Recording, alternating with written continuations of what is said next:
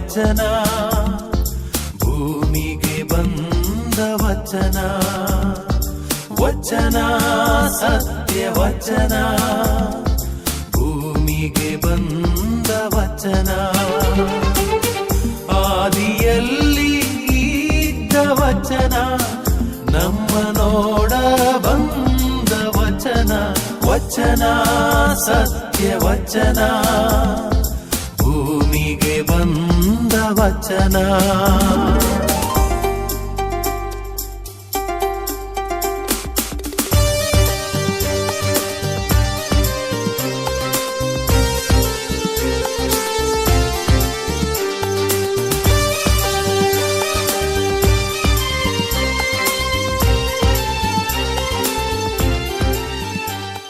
ವಚನಾಮೃತ ಕಾರ್ಯಕ್ರಮಕ್ಕೆ ನಿಮ್ಮೆಲ್ಲರನ್ನು ಸ್ವಾಗತಿಸುತ್ತೇನೆ. ದೇವರ ವಾಕ್ಯವನ್ನು ಆಲಿಸಿಕೊಂಡು ಈ ಧ್ಯಾನವನ್ನು ನಾವೀಗ ಆರಂಭ ಮಾಡೋಣ. ಜ್ಞಾನೋಕ್ತಿಗಳು ಪುಸ್ತಕದಿಂದ ವಾಚನ, ಅಧ್ಯಾಯ 27, ವಾಕ್ಯ 6 ಮತ್ತು 9. ಮಿತ್ರನು ಕೊಡುವ ಗುದ್ದು ಹಿತಕರ, ಶತ್ರು ಕೊಡುವ ಮುದ್ದು ಮೋಸಕಾರ.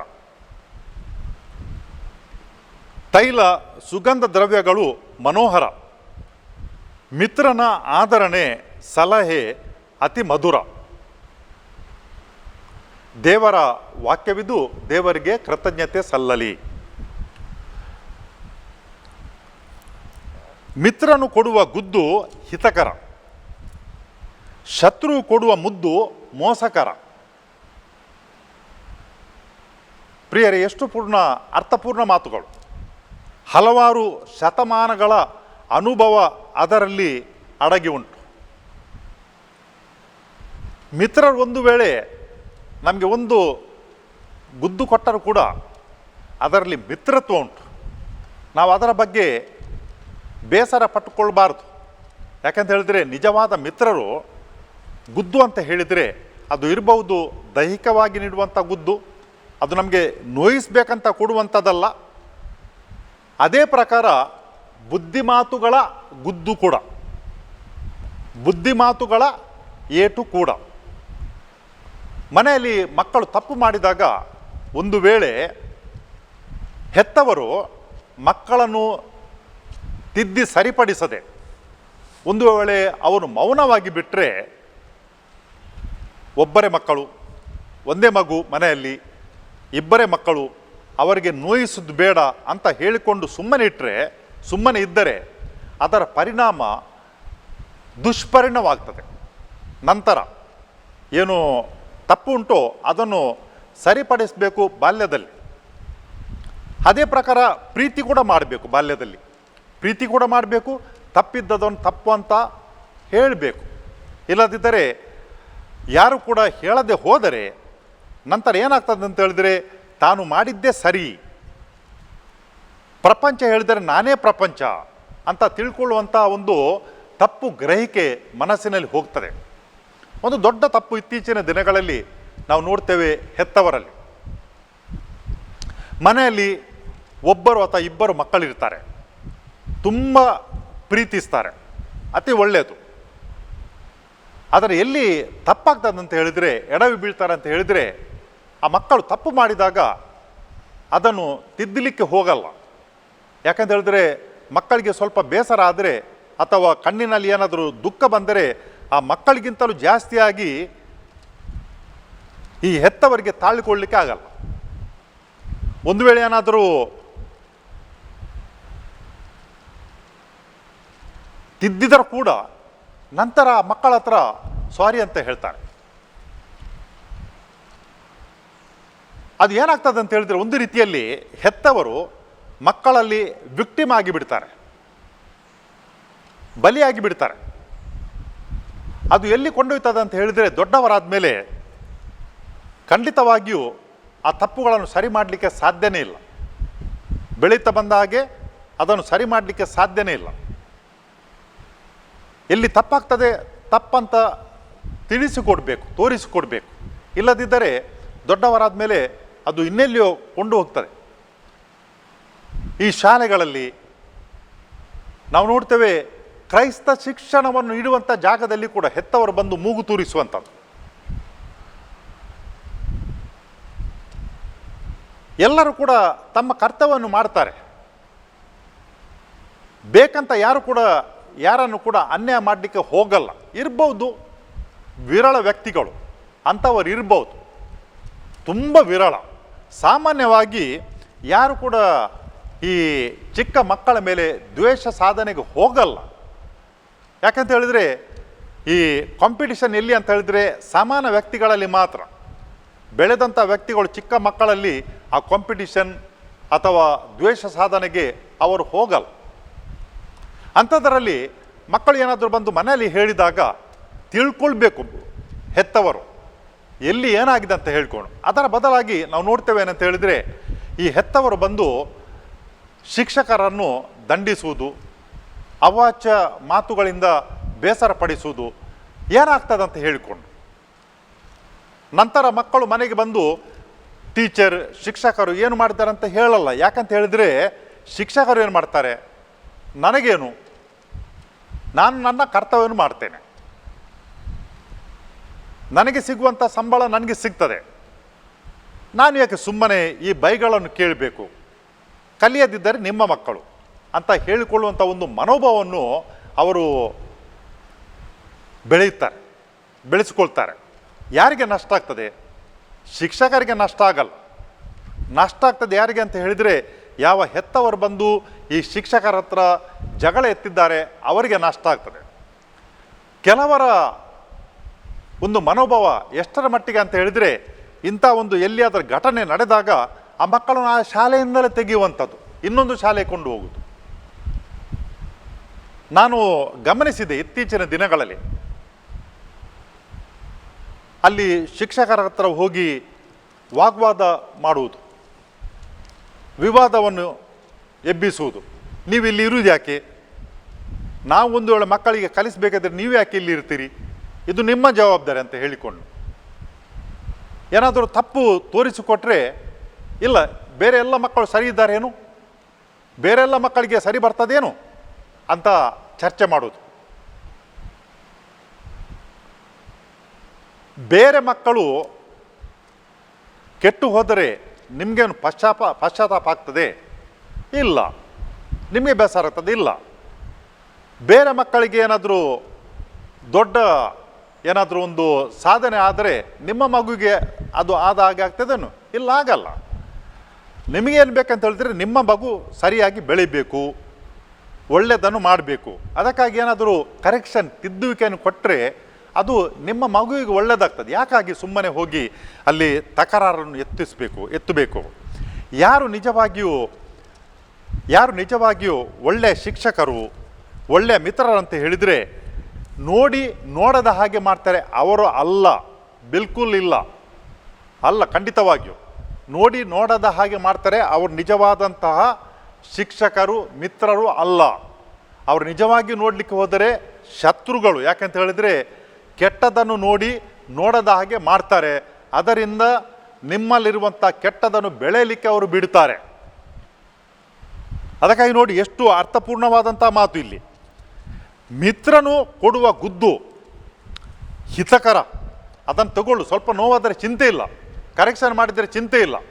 ಮಿತ್ರರು ಅವರು ನಿಜವಾಗಿಯೂ ಮಿತ್ರರು ಅವರು. ಯಾಕಂತ ಹೇಳಿದ್ರೆ ನಿಮ್ಮ ಬೆಳವಣಿಗೆಗೆ ಅವರು ಕಾರಣಕರ್ತರು, ತಪ್ಪನ್ನು ತೋರಿಸಿಕೊಡುವ ಮುಖಾಂತರ. ಶತ್ರು ಕೊಡುವ ಮುದ್ದು ಮೋಸಕರ. ಯೂದಾಸನು ಏನು ಮಾಡಿದ ಯೇಸು ಸ್ವಾಮಿಗೆ? ಅವರೆಲ್ಲರ ಜೊತೆ ಆಗಿದ್ದವನು. ಅವನು ಬಂದು ಯೇಸು ಸ್ವಾಮಿಗೆ ಮುದ್ದು ಕೊಟ್ಟನು. ಉಳಿದ 11 ಮಂದಿ ಈ ಪ್ರೇಷಿತರು ಶಿಷ್ಯರು ಮುದ್ದು ಕೊಡಲಿಲ್ಲ ಯೇಸು ಸ್ವಾಮಿಗೆ. ಅವರು ಯೇಸು ಸ್ವಾಮಿಯಲ್ಲಿ ಜೊತೆಯಲ್ಲಿದ್ದರು, ನಂತರ ಅವರು ದೂರಕ್ಕೆ ಹೋದರು ಸರಿ, ಆದರೆ ಅವರು ಯಾರು ಕೂಡ ಬಂದು ಯೇಸು ಸ್ವಾಮಿಗೆ ಮುದ್ದು ನೀಡಲಿಲ್ಲ. ಮುದ್ದು ನೀಡಿದಂಥವನು ಒಬ್ಬನೇ, ಯೂದಾಸನು ಬಂದು ಯೇಸು ಸ್ವಾಮಿಗೆ ಮುತ್ತು ಕೊಟ್ಟನು. ಏನು ಮಾಡಲಿಕ್ಕೆ? ಮಾರಿಬಿಟ್ಟನು 30 ನಾಣ್ಯಗಳಿಗೆ. ಮುತ್ತು ಕೊಟ್ಟವರು ಎಲ್ಲರೂ ಕೂಡ, ಮುದ್ದು ಕೊಟ್ಟವರು ಅವರು ಪ್ರಿಯರು, ಮಿತ್ರರಲ್ಲ. ನಾವು ವಿಶ್ಲೇಷಣೆ ಮಾಡಿ ನೋಡಬೇಕು. ಯಾರು ನಮಗೆ ಕೆಲವು ಬಾರಿ ಸಿಹಿ ಮಾತುಗಳನ್ನು ಹೇಳ್ತಾರೆ, ಕೇಳಲಿಕ್ಕೆ ತುಂಬ ಆನಂದ ಆಗ್ತದೆ, ಖುಷಿ ಆಗ್ತದೆ. ನಾವು ಸ್ವಲ್ಪ ಯೋಚನೆ ಮಾಡಿ ನೋಡಬೇಕು. ಈ ಪ್ರಶಂಸೆ, ಹೊಗಳಿಕೆ ಎಷ್ಟು ಅದರಲ್ಲಿ ಸತ್ಯಾಂಶ ಉಂಟು? 50% ಉಂಟಾ, 20% ಉಂಟಾ? ಇಲ್ಲ ನಮ್ಮಿಂದೇನಾದರೂ ಪಡೆಯುವುದಕ್ಕೋಸ್ಕರ ಅವ್ರು ಏನಾದರೂ ಇದನ್ನು ಮಾಡ್ತಾ ಇದ್ದಾರಾ? ಕೆಲವರಿಗೆ ಒಂದು ರೀತಿಯ ಚಟ ಏನಂತ ಹೇಳಿದರೆ, ಕೇಳಿಕೊಳ್ಳಲಿಕ್ಕೆ ತುಂಬ ಖುಷಿ, ಆನಂದ. ಅವರು ಹೇಳುವಂಥವ್ರು ಕೂಡ ಹಾಗೇನು ಮಾಡ್ತಾ ಇರ್ತಾರೆ. ಏನು ಮಾಡಲಿಕ್ಕೆ? ಪಡೆಯಲಿಕ್ಕೆ. ಅವರು ನಿಜವಾದಂಥ ಮಿತ್ರರಲ್ಲ. ಅವರು ಏನಂತ ಹೇಳಿದ್ರೆ ವ್ಯಾಪಾರ ಮಾಡ್ತಾರೆ. ಪಡೆಯುವುದಕ್ಕೋಸ್ಕರ ಅವರು ಮಾತುಗಳನ್ನು ಮಾರ್ತಾರೆ. ನಾವು ಮಾತುಗಳನ್ನು ಖರೀದಿ ಮಾಡ್ತೇವೆ. ಅದಕ್ಕೋಸ್ಕರ ಕೊಡಲಿಕ್ಕೆ ನಾವು ಕೊಡ್ತೇವೆ, ಮಾತುಗಳನ್ನು ಖರೀದಿ ಮಾಡ್ತೇವೆ, ತಪ್ಪಿ ಬೀಳ್ತೇವೆ. ವಿಶ್ಲೇಷಣೆ ಮಾಡುವಂಥ ಶಕ್ತಿ ಇಲ್ಲದಿದ್ದರೆ ನಾವು ತಕ್ಷಣಕ್ಕೆ ಬಿದ್ದು ಬೀಳ್ತೇವೆ. ಇದು ಯಾರಿಗೆ ಖುಷಿ ಕೊಡಲ್ಲ? ಒಳ್ಳೆಯ ಮಾತುಗಳನ್ನು ಕೇಳಲಿಕ್ಕೆ ಎಲ್ಲರಿಗೆ ಕೂಡ ಖುಷಿ ಆಗ್ತದೆ.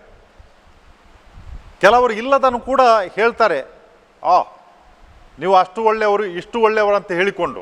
ಒಳಗೊಳಗೆ ನಮಗೆ ಕೂಡ ಅನ್ನಿಸ್ತದೆ ಇವರು ಹೇಳುವಂಥದ್ದು ಸತ್ಯ ಅಲ್ಲ ಅಂತ. ಆದರೂ ಕೂಡ ಕೇಳಲಿಕ್ಕೆ ತುಂಬ ಖುಷಿ ಆಗ್ತದೆ, ಸಿಹಿ ಆಗ್ತದೆ.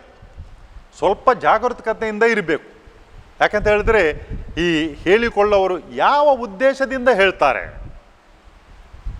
ನಿಜವಾಗಿ ಹೇಳ್ತಾರೋ ಅಥವಾ ಅದರ ಹಿಂದೆ ಏನಾದರೂ ಉದ್ದೇಶ ಉಂಟೋ, ಮೋಟಿವ್ ಉಂಟಂತ ನಾವು ತಿಳ್ಕೊಳ್ಬೇಕು. ಇಲ್ಲದಿದ್ದರೆ ನಾವು ತಪ್ಪಿ ಬೀಳ್ತೇವೆ. ತೈಲ, ಸುಗಂಧ ದ್ರವ್ಯಗಳು ಮನೋಹರ. ಮಿತ್ರನ ಆದರಣೆ, ಸಲಹೆ ಅತಿ ಮಧುರ. ಸಲಹೆ, ಈ ಪ್ರಶಂಸೆಗಿಂತಲೂ ಸಲಹೆ, ವಿಶ್ಲೇಷಣೆಗಳು ಅದು ತುಂಬ ಮುಖ್ಯ.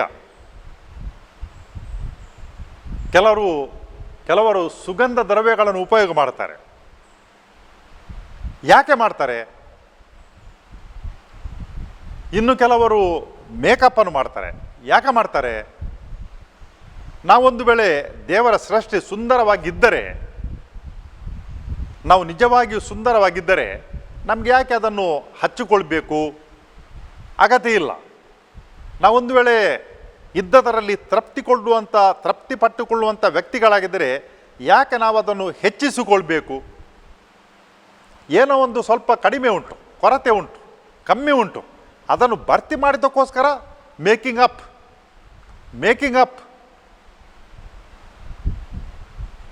ಇಲ್ಲದನ್ನು ಭರ್ತಿ ಮಾಡಿಕೊಳ್ಳುವಂಥದ್ದು ಮೇಕಪ್. ಯಾರು ನಿಜವಾಗಿಯೂ ಸುಂದರವಿದ್ದರೆ, ಸೌಂದರ್ಯವನ್ನು ಹೊಂದಿದ್ದಾರೆ, ಅವರಿಗೆ ಅದರ ಅವಶ್ಯಕತೆ ಇರುವುದಿಲ್ಲ. ಕೆಲವರು ತಮಾಷೆ ಮಾಡೋದುಂಟು. ತಮಾಷೆ ಏನಂತ ಹೇಳಿದರೆ, ಹೀಗೆ ಎಲ್ಲ ಲೇಪವನ್ನು ಹಚ್ಚಿಕೊಂಡು ಹೋದವರು ಎಲ್ಲಿಯಾದರೂ ಮಳೆ ಬರಬೇಕಂತ ಹೇಳಿಕೊಂಡು, ನಿಜವಾದ ಸ್ವರೂಪ ಆಗ ತಿಳಿಯುತ್ತದೆ ಅಂತ ಹೇಳಿಕೊಂಡು. ಕೆಲವು ತಿಂಗಳುಗಳ ಹಿಂದೆ ಒಂದು ಮದುವೆ ಕಾರ್ಯಕ್ರಮದಲ್ಲಿ ನಾನು ಪಾಲ್ಗೊಂಡಿದ್ದೆ. ವಿವಾಹ ಕಾರ್ಯಕ್ರಮ. ಒಬ್ಬರು ಹೀಗೆ ಇಷ್ಟೆಲ್ಲ ಮೆತ್ತಿಕೊಂಡು ಬಂದಿದ್ದಾರೋ, ಹಚ್ಚಿಕೊಂಡು ಬರುವಾಗ ಒಂದು ಚಿಕ್ಕ ಫ್ಯಾನನ್ನು ಕೂಡ ತಗೊಂಡು ಬಂದಿದ್ದಾರೆ ಕೈಯಲ್ಲಿ. ನಾನು ಮೊದಲ ಬಾರಿಗೆ ನೋಡಿದೆ, ಏನು ಕೈಯಲ್ಲಿ ಏನು ಉಂಟು ಇದು? ಹೀಗೆ ಹಿಡ್ಕೊಂಡು ಅವರು ಯಾಕೆ ಆ ಕಡೆ ಈ ಕಡೆ ಅವರು ತಿರುಗಿಸ್ತಾರಂತ ಹೇಳಿ ಮತ್ತೆ ನೋಡುವಾಗ ಅದು ಚಿಕ್ಕ ಫ್ಯಾನ್ ಅಂತೆ. ಬೆವರು ಬರುತ್ತದೆ, ಆಗ ಅದು ತೊಳೆದು ಹೋಗ್ತದೆ. ಅದಕ್ಕಾಗಿ ಫ್ಯಾನನ್ನು ಹಿಡ್ಕೊಂಡು ಅದನ್ನು ತಿರುಗಿಸಿದೆ. ಎಲ್ಲಿ? ಚರ್ಚಿನಲ್ಲಿ, ದೇವಾಲಯದಲ್ಲಿ. ಯಾವಾಗ ನಾವು ಅದನ್ನು ಮಾಡ್ತೇವೆ ಅದಕ್ಕೆ ಬೆಲೆ ಕೂಡ ಕೊಡಬೇಕು ನೋಡಿ. ಇದನ್ನು ಮೆತ್ತಿಕೊಂಡಿದ್ದಕ್ಕೆ, ಹಚ್ಚಿಸಿಕೊಂಡಿದ್ದಕ್ಕೆ ಕಾಪಾಡಲಿಕ್ಕೆ ನಾವು ಬೆಲೆ ಕೊಡಬೇಕು, ಫ್ಯಾನ್ ಬೆಲೆ. ಅದಕ್ಕಾಗಿ ದೇವರು ನಮ್ಮನ್ನು ಸುಂದರವಾಗಿ ಸೃಷ್ಟಿಸಿದ್ದಾರೆ. ನಾವು ಇದ್ದದರಲ್ಲಿ ತೃಪ್ತಿ ಪಟ್ಟುಕೊಳ್ಳದಿದ್ದರೆ ನಾವು ಎಷ್ಟು ಏನು ಕೂಡ ಹಚ್ಚಿಕೊಂಡ್ರೂ ಕೂಡ ಒಳಗೊಳಗೆ ನಾವು ಹಾಗೇನೇ ಇರ್ತೇವೆ. ನಾವು ಹಚ್ಚಿಕೊಂಡದ್ದು ಅದು ಸೌಂದರ್ಯ ಅಲ್ಲ. ಸೌಂದರ್ಯ, ನಿಜವಾದ ಸೌಂದರ್ಯ ಏನಂತ ಹೇಳಿದರೆ, ದೇವರು ನಮ್ಮನ್ನು ಹೇಗೆ ಸೃಷ್ಟಿ ಮಾಡಿದ್ದಾರೆ, ನಮ್ಮ ಮನಸ್ಸು ಮತ್ತು ನಮ್ಮ ಆತ್ಮ ಶುದ್ಧವಾಗಿದ್ದರೆ ಬೇರೆ ಹೊರಗಿನದಕ್ಕೆ ಅದು ಅಗತ್ಯಕ್ಕೆ ಬರಲ್ಲ. ಅದು ನಮಗೆ ಅಗತ್ಯ ಅಲ್ಲ. ತೈಲ, ಸುಗಂಧ ದ್ರವ್ಯಗಳು ಮನೋಹರ. ಏನೋ ಮೂಗಿಗೆ ಬಡೀತದೆ. ಕೆಲವು ಬಾರಿ ಹೀಗೆ ಆಗುವುದುಂಟು. ಏನು ಒಳಗಡೆ ಅಥವಾ ಮೈ ಮೇಲೆ ವಾಸನೆ ಉಂಟೋ ಅದನ್ನು ಕವರ್ ಮಾಡಲಿಕ್ಕೆ ಈ ತೈಲ ಸುಗಂಧಗಳು ಉಪಯೋಗಕ್ಕೆ ಬರ್ತವೆ. ಬೆವರಿರ್ತದೆ, ವಾಸನೆ ಇರ್ತದೆ, ಅದನ್ನು ಮುಚ್ಚಿಕೊಳ್ಳಲಿಕ್ಕೆ ಈ ಒಂದು ತೈಲ ಸುಗಂಧ ದ್ರವ್ಯಗಳು ಉಪಯೋಗ ಆಗ್ತವೆ. ನಿಜವಾಗಿ ಅದು ಅಗತ್ಯದ್ದು ಅಲ್ಲ. ಅದು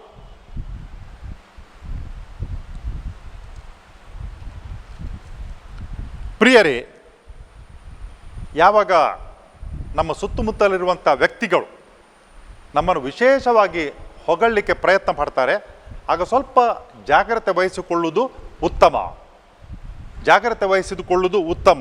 ಅವರು ಹೋದ ಮೇಲೆ ಕೂತ್ಕೊಂಡು ನಾವು ನಮ್ಮಷ್ಟಕ್ಕೆ ಯೋಚನೆ ಮಾಡಿ ನೋಡಬೇಕು, ಅವರು ಹೇಳಿದ್ದರಲ್ಲಿ ಎಷ್ಟು ಸತ್ಯ ಉಂಟು, ಯಾಕಾಗಿ ಅವರು ಹೇಳಿದ್ದಾರೆ. ಒಂದು ಕೆಲವು ದಿನ ಕಳೀಲಿಕ್ಕೆ ನಾವು ಬಿಡಬೇಕು. ಯಾಕಂತ ಹೇಳಿದರೆ ಅವರು ಮಾರಿದ ಮಾತುಗಳು ಅದರ ಬೆಲೆಯನ್ನು ಪಡೀಲಿಕ್ಕೆ ನಂತರ ಅವರು ಬರ್ತಾರೋ, ಒಂದೆರಡು ದಿವಸ ಆದಮೇಲೆ ಅಥವಾ ಮತ್ತೆ ಯಾವಾಗಲೂ ಬರ್ತಾರಂತ ನೋಡಿಕೊಳ್ಬೇಕು, ಆಗ ತಿಳಿತದೆ. ಅವರೇನು ಕೂಡ ಪಡ್ಕೊಳ್ಳಿಕ್ಕೆ ಅಲ್ಲದಿದ್ದರೆ ನಿಜವಾಗಿ ಹೇಳಿದ್ದರೆ ತೊಂದರೆ ಇಲ್ಲ, ಅದನ್ನು ನಾವು ಸ್ವೀಕರಿಸುವ, ತೃಪ್ತಿ ಪಟ್ಟುಕೊಳ್ಳುವ, ಸಂತೋಷ ಪಟ್ಟುಕೊಳ್ಳುವ. ಅದು ನಿಜವಾದ ಮಿತ್ರರು ಸುಳ್ಳು ಹೇಳಲ್ಲ, ಅವರು ಸೀದವಾಗಿ ಹೇಳ್ತಾರೆ, ಇದ್ದದನ್ನು ಇದ್ದವಾಗೇ ಅವರು ಹೇಳಿಬಿಡ್ತಾರೆ, ತೊಂದರೆ ಇಲ್ಲ, ಅದನ್ನು ಸ್ವೀಕಾರ ಮಾಡಬೇಕು ನಾವು. ಅದಕ್ಕಾಗಿ ಕೆಲವರು ನಮ್ಮನ್ನು ನೋಯಿಸುವ ಉದ್ದೇಶದಿಂದ ಮಾಡ್ತಾರೆ. ಅದು ಹೇಗಾಗ್ತದೆ ಅಂತ ಹೇಳಿದರೆ, ಅವರು ಕಾರಣಗಳನ್ನು ಹುಡುಕ್ತಾರೆ, ನಮ್ಮನ್ನು ನೋಯಿಸೋಕ್ಕೋಸ್ಕರ ಕಾರಣಗಳನ್ನು ಹುಡುಕ್ತಾರೆ. ಆಗ ನಾವು ಅರ್ಥ ಮಾಡಿಕೊಳ್ಬೋದು, ಇವರು ನಮ್ಮನ್ನು ನೋಯಿಸೋಕ್ಕೋಸ್ಕರ, ನಮ್ಮನ್ನು ಕೆಳಕ್ಕೆ ಬೀಳಿಸೋಕ್ಕೋಸ್ಕರ ಇವರು ನಮ್ಮನ್ನು ಹೀಯಾಳಿಸ್ತಾರೆ, ಟೀಕೆ ಮಾಡ್ತಾರೆ, ನಮ್ಮ ಮನಸ್ಸನ್ನು ನೋಯಿಸ್ತಾರೆ. ದೂರವಿರು, ಅವರಿಂದ ಅಂತರವನ್ನು ಕಾಪಾಡಿಕೊಂಡ್ರೆ ಒಳ್ಳೆಯದು. ಇಲ್ಲದಿದ್ದರೆ ನಮ್ಮ ನೆಮ್ಮದಿ ಮತ್ತು ಶಾಂತಿ ಅದು ಕಳೆದು ಹೋಗ್ತದೆ. ಅದಕ್ಕಾಗಿ ಅವರಿಂದ ದೂರ ಅಂತರವನ್ನು ಕಾಯ್ದುಕೊಂಡ್ರೆ ಉತ್ತಮ. ಅದು ಇಲ್ಲದಿದ್ದರೆ ನಾವು ಅವರ ಮಾತುಗಳಲ್ಲಿ ಅರ್ಥ ಮಾಡಿಕೊಳ್ಬೋದು, ಯಾಕಾಗಿ ಇವರು ನಮ್ಮನ್ನು ಹೊಗಳ್ತಾರೆ ಅಂತ ಹೇಳಿಕೊಂಡು.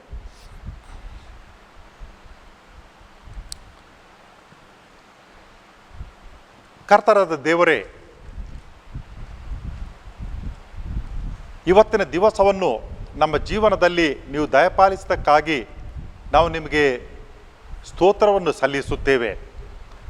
ನಮ್ಮೆಲ್ಲರನ್ನು ನಿಮ್ಮ ಸ್ವರೂಪದಲ್ಲಿ ಸೃಷ್ಟಿಸಿದ್ದೀರಿ, ಜ್ಞಾನವನ್ನು ನೀಡಿದ್ದೀರಿ, ಬುದ್ಧಿಶಕ್ತಿಯನ್ನು ನೀಡಿದ್ದೀರಿ, ಬೇರೆ ಬೇರೆ ರೀತಿಯ ಪ್ರತಿಭೆಗಳನ್ನು ನೀಡಿದ್ದೀರಿ. ಈ ಎಲ್ಲದಕ್ಕೆ ಕೂಡ ನಾವು ನಿಮಗೆ ಕೃತಜ್ಞತೆಗಳನ್ನು ಸಲ್ಲಿಸುತ್ತೇವೆ. ನಮ್ಮ ಕುಟುಂಬದಲ್ಲಿ ತಂದೆ ತಾಯಿಯನ್ನು ನೀಡಿದ್ದೀರಿ, ಒಡ ಹುಟ್ಟಿದಂಥ ಸಹೋದರ ಸಹೋದರಿಯರನ್ನು ನೀವು ನಮಗೆ ನೀಡಿದ್ದೀರಿ, ಮಿತ್ರರನ್ನು ನೀಡಿದ್ದೀರಿ. ಇವರ ಮಾತುಗಳು ಹುರಿದುಂಬಿಸುವಂಥದ್ದು, ಪ್ರಶಂಸೆ, ನಾವು ಸಮತೋಲನದಲ್ಲಿ ಬೆಳೆಯಲಿಕ್ಕೆ ನಮಗೆ ಅದು ಅಗತ್ಯ ಇರ್ತದೆ, ನಮಗೆ ಸಹಾಯ ಮಾಡ್ತದೆ. ಕೆಲವು ಬಾರಿ ಇತರರು ಹೇಳುವಂಥ ಮಾತುಗಳಿಂದ ನಾವು ತಪ್ಪಿ ಕೂಡ ಬೀಳ್ತೇವೆ. ಕೇಳಿದ್ದನ್ನು ನಾವು ಸರಿಯಾದ ರೀತಿಯಲ್ಲಿ ಅರ್ಥ ಮಾಡಿಕೊಳ್ಳಲಿಕ್ಕೆ ನಮಗೆ ಬೇಕಾದಂಥ ವಿವೇಚನವನ್ನು ನೀಡಿರಿ, ಬುದ್ಧಿಶಕ್ತಿಯ ನೀಡಿರಿ. ಈ ಆಧ್ಯಾತ್ಮಿಕ ಕಾರ್ಯಕ್ರಮದಲ್ಲಿ ಪಾಲ್ಗೊಳ್ಳುತ್ತಿರುವಂಥ ಪ್ರತಿಯೊಬ್ಬರ ಮೇಲೂ ಕೂಡ ನಿಮ್ಮ ಆಶೀರ್ವಾದಗಳನ್ನು ಸುರಿಸಿರಿ. ಆರೋಗ್ಯದ ಆಶೀರ್ವಾದಗಳು, ಶಾಂತಿ ಮತ್ತು ನೆಮ್ಮದಿಯ ಆಶೀರ್ವಾದಗಳನ್ನು ಸುರಿಸಿರೆಂದು ನಿಮ್ಮನ್ನು ಪ್ರಾರ್ಥಿಸುತ್ತೇವೆ. ನಿಮ್ಮ ಪುತ್ರ ಯೇಸು ಕ್ರಿಸ್ತರ ಮುಖಾಂತರ, ಆಮೇನ್.